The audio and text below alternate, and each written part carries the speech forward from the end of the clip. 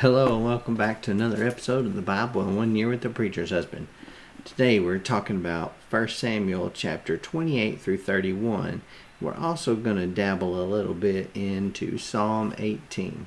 Now tomorrow we're going to read a lot of Psalms. Psalm chapter 121, Psalm 123 through 125, and also Psalm 128 through 130. So that's a lot of them. But we will see you tomorrow for that as well. Now, here we are at the beginning of chapter 28, and the Philistines are gathering up their armies for a battle. And of course, the Israelites are gathering up their armies to battle against the Philistines. So, Achish, who is the leader of the Philistines, comes to David and he says, you should understand that you and your men must go with me into battle. And of course, David's like, well, good. Now you'll find out what your servant is capable of. Now this kind of puts David into a tight spot, really, because if David's forces were to march with the Philistines, he would actually end up fighting it against his own people. So that's kind of a difficulty. So now let's flash over to the Israelite side of things, and Saul's over there and he sees the Philistine camps and he gets afraid. So he talks to God and he says, God, help me here, what's going on?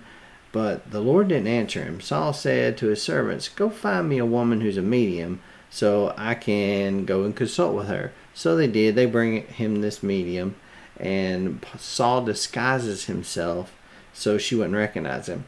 And he told her, consult the spirit for me. And she's like, nope, Saul told me not to, so can't do it. But Saul eventually convinces her and says, it's okay. I promise everything's going to be all right. So he convinces her. And he says, bring up Samuel for me. She's like, oh my goodness, okay, I'm going to bring up the spirit for you. So she starts bringing up this spirit, and Saul's like, what's going on? What's this spirit look like? And she said, it's an old man wearing a robe. And Saul's like, yeah, that's him. That's the one. That's the guy. Old man in a robe. It's got to be him. And Samuel comes up and says, why have you disturbed me? And Saul says, I'm in some serious trouble, dude. What should I do? And Samuel says, well, the kingship's about to be given to your neighbor David, and you're going to die along with all of your sons tomorrow. Well, Saul fell flat on the ground after hearing that. He was terrified by his words. Now, let's get back to David a little bit more. The Philistines here, they brought all of their military units together, as we talked about. And David and his men were behind Achish there while all of the Philistine leaders were passing review. And the Philistine commanders came forward and asked, what are these Hebrews doing here?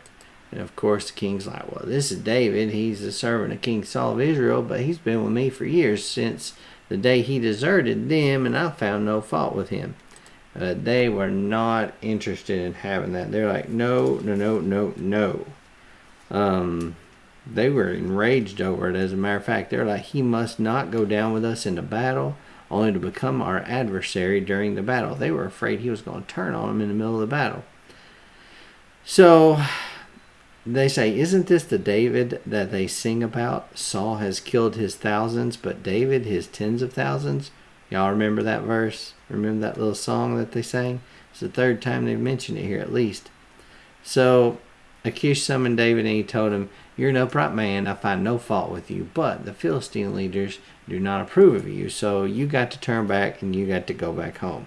David's like, well, what did I do? What happened? And he's like, nothing, you ain't done that wrong, just go, turn around, go home. He said, I'm convinced that you're as reliable as an angel of God, but can't do it. Philistine commander said no, so everybody says no, you got to go. So David and his men got up early in the morning and they returned to the land of the Philistines where they were living.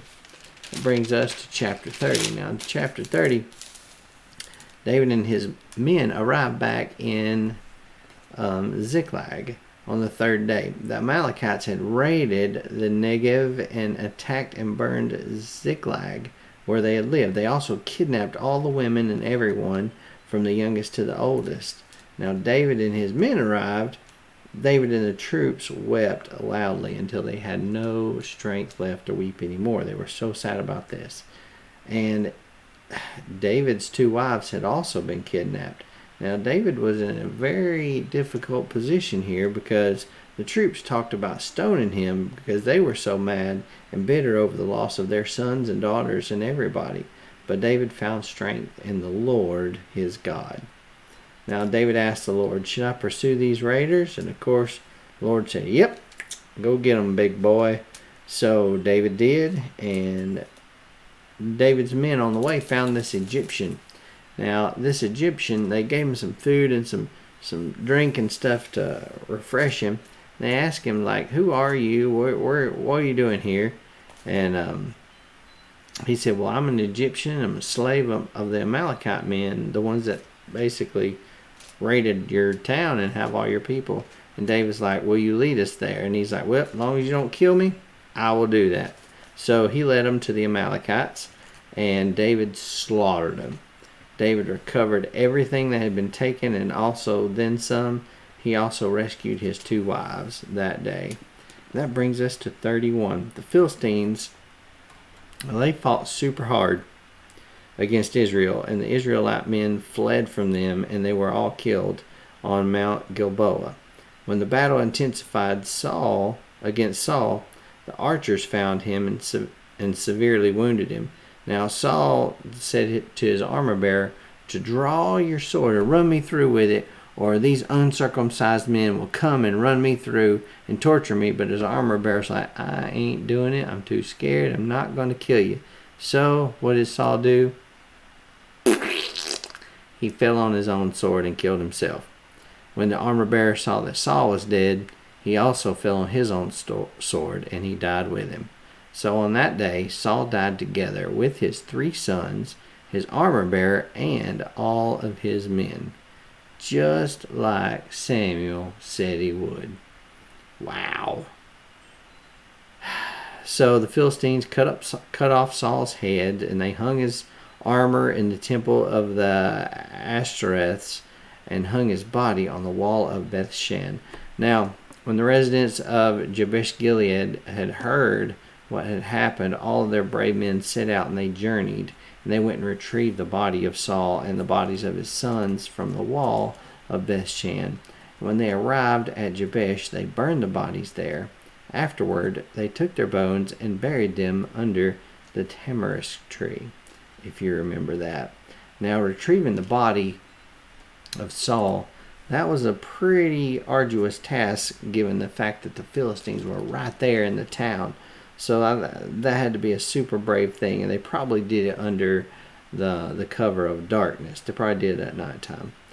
And of course, the burning of the body, not completely to ashes, but just burning the flesh off of it so they could bury the bones. That was actually their last act of showing honor to his memory, the memory of Saul.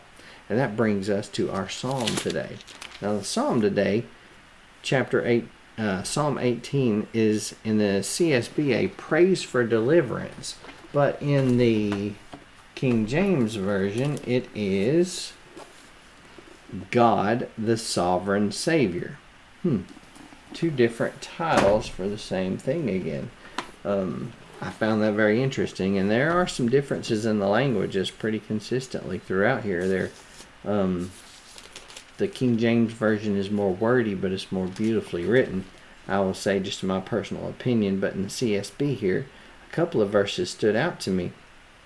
Well, first of all, the title of the servant of the Lord David, who spoke the words of this song to the Lord on the day the Lord rescued him from the grasp of all his enemies and from the power of Saul. Now, verse 18, it says, they confronted me in the day of my calamity, but the Lord was my support. He brought me out to a spacious place. He rescued me because he delighted in me. That stood out to me. I really like that. He rescued me because he delighted in me. And this is the praise for deliverance. I'm sure that's part of where they get the title for that, for the CSB version. And then, of course, verse 46, I really love this. The Lord lives. Blessed be my rock. The God of my salvation is exalted. That sounds very familiar, doesn't it? I think we've sung a song in church with that exact same verse in it. I hope this has touched you. If it has, click the like button and the subscribe button, and of course click the little jingle bell so you can get notified the next time I upload a video, which will be tomorrow. So we'll see you then for all those Psalms. Adios.